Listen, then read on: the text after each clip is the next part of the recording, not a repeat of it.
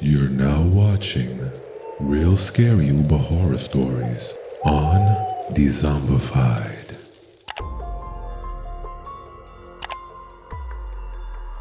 Where am I? It's so hard to open my eyes. Everything's so blurry. I'm in the hospital. There's a calendar on the wall. It says it's the 30th. There's still time. Wait, what's that sound? Is that my mom's voice? She's crying. Better call out to her and let her know I'm okay. Aw man, the cops are with her. Guess I better tell them what I know. I need to give you my statement right away, officer. I'll just start from the beginning. I desperately needed extra cash, so I decided to drive for Uber. I usually only work in or around campus, but my friend told me about this party in Harlem. NYU is not cheap, and I thought it would be neat to have an apple in between my ramen meals. Anyway, I turned on the Uber app and started accepting requests at around 5 p.m. that night. It seemed like everyone in the hood was going to this party. I drove a lot of people there. Later that evening, I'd get requests to bring people back home. Most of the passengers were either high or drunk or both, but everyone was chill. I was banking mad coin. During the wee hours of the night, I got a request from a nearby tenement building. I thought, what the heck, I was in the area. The Uber app said the guy's name was Roger, and that he'd be accompanied by a second passenger. Seemed legit to me. I saw a couple approaching my vehicle, a male and a pregnant female. I remember hoping she wasn't in labor, but once they got in the car, I got the creeps. This guy did not look like a Roger to me. He appeared Middle Eastern and had a sketchy look about him. The female looked way too young to be with him. She couldn't have been more than 16. She was very pretty and looked down the whole ride. No eye contact. Come to think of it, neither one of them made any attempt to speak or interact with me. I was hoping I was wrong, but I felt in my gut that this was a human trafficking situation. I had to think quickly. I couldn't let that weirdo leave his car with this girl. I tried to ask questions to throw him off. I'd ask things like, how far along was she? And did he know the sex of the fetus? His answers didn't add up. I'm a med student, so I know that this young lady had to be at least 35 weeks along. He said she was 5 months pregnant. I asked if they were hungry. I made up an excuse about being diabetic and needing to stop to pick up some food. I told them I'd treat them to something. The dude did not want any part of it, so I insisted. He reluctantly agreed. I asked if maybe they wanted to stretch their legs and come in with me. He flat out refused and told me to hurry up before he changed his mind about the whole thing. I used the pen that the cashier at McDonald's gave me for signing the receipt to write her a note asking her to call the police along with my car license plate number and my Uber driver ID. I had to do it quickly because I could see the guy getting antsy in the car. The girl looked like she was tired and very afraid, so I walked away as casually as I could while looking back to see if the cashier reacted to my note. She didn't even look at it. She put it right in the register. But I had the hope that since it was very close to closing time, she'd see it while tallying up her drawer and call 911. The hairs on the back of my neck began to rise. My heart was pumping so hard, I thought this guy could hear it. I had to make a move. I couldn't make any more stops. I decided to wait until we got to our destination and parked outside to watch the area while calling the police. Bad move. I didn't know it at the time, but there was at least 5 other dudes waiting for him at the entrance of a very sketchy looking building. He just shoved the girl inside and headed back outside. He was calling another Uber. I got the ping on my phone. He looked up and saw me.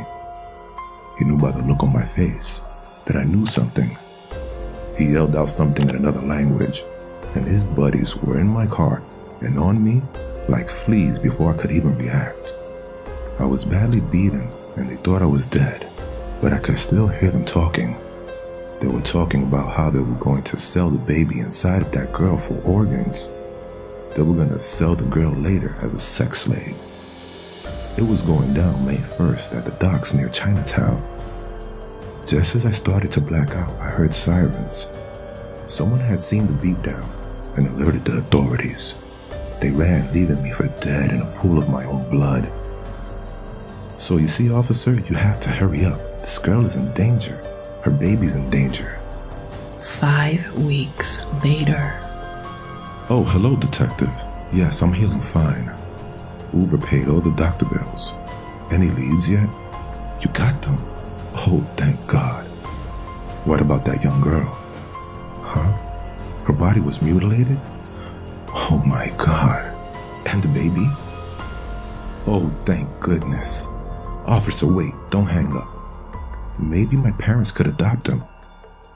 You say you spoke with them already? Oh, I see. He's got family in Mexico. Thanks for calling, detective. Yes, you can come see me tomorrow about the trial. Goodbye.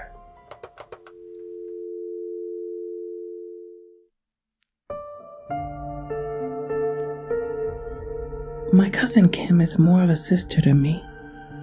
She's older than me by 2 years.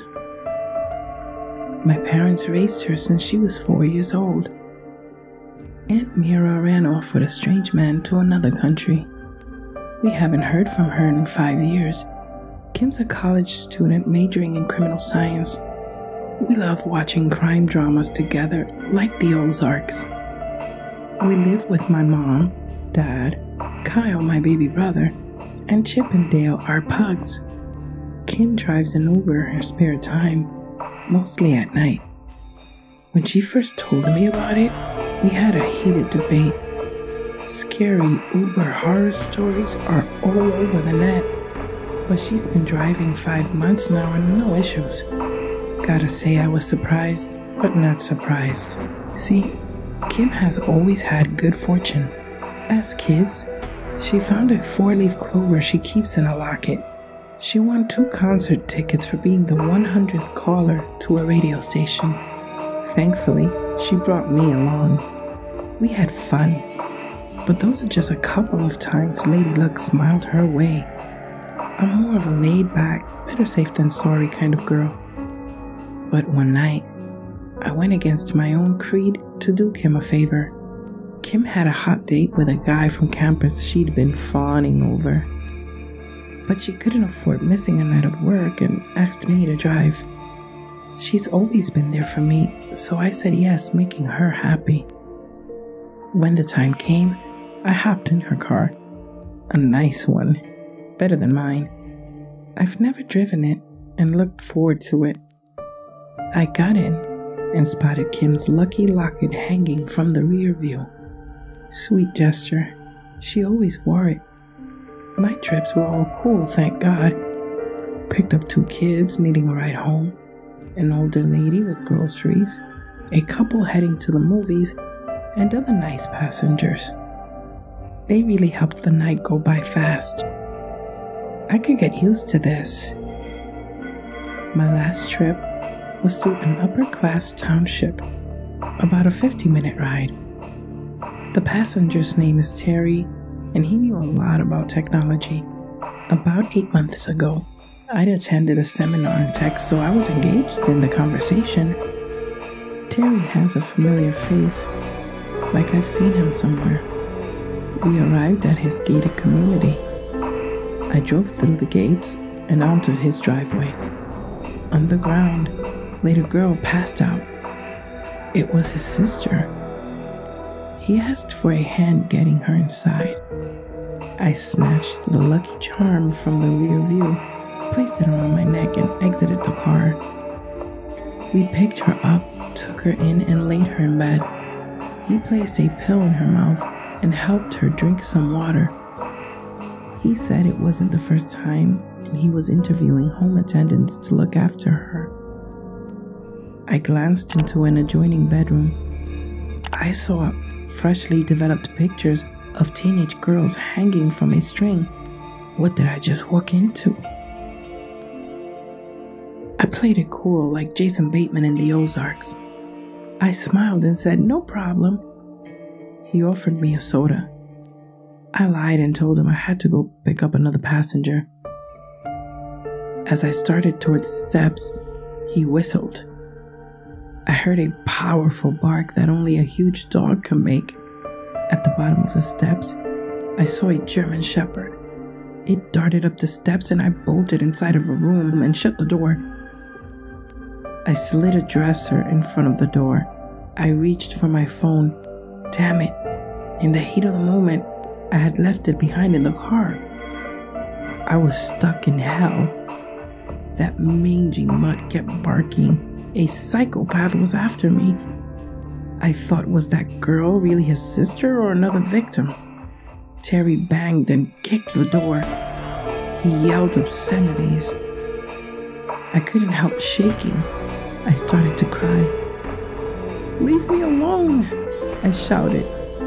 He said the voices in his head wouldn't let him. I heard a slapping type sound, as if he were hitting himself in the face. He screamed. Things got quieter soon after. I began to look around. I tried to open the window, but it wouldn't budge. I stopped to look at the photos. He had set up a makeshift darkroom. One of the pictures was of me. I felt my life force leave my body. I dropped to my knees in horror. I had to get it together. I wanted nothing more than to go home. I had to get to Kim's car. I carry a knife, and with it, I cut off the cord of a lamp. I stripped some of the insulation and wrapped the wires around the doorknob. I plugged in the socket. I picked up an aerosol can and put it in my pocket. I could make a torch with my lighter. There was a metal chair I could use to smash the window. At that moment, I heard the roar of some sort of engine. It was a chainsaw. He started to laugh, saying, "I'll huff and I'll puff and I'll cut this door to shreds." I threw the chair through the window. I tied a sheet to the bedpost and headed out the window. It was too short. My feet dangled in the brisk air. I heard the saw shutting off. I stood still for a moment. I knew Terry placed his hand on the knob. I took a deep breath and let go of the rope. I fell to the earth, twisting my left ankle. I winced in pain. I got up and hobbled toward the car. As I reached for the door, the dog tackled me. I screamed in terrible pain as he bit down on my leg and started shaking his head. I pulled out the aerosol can and lighter. I turned to the dog and torched his face. He let go immediately and ran off, whimpering in pain. I hopped in, started the car, and dialed 911. As I was speaking to the cops, I saw Terry step out the front door. His body was smoking and his face was burnt something terrible. He briefly looked at my direction before collapsing to the ground. Turned out, Terry was a psychopathic cyber stalker, and that girl was a victim, not his sister. I guess Kim's locket was lucky after all. A few days later, I went through the photos of the tech seminar I had attended. In one of the photos, I saw Terry lurking in the background. Thanks for watching Real Scary Uber Horror Stories on Dezombified. If you don't want to get a 0-star rating like Terry and Roger, don't forget to subscribe, like, and hit that notification bell. Anybody need a ride?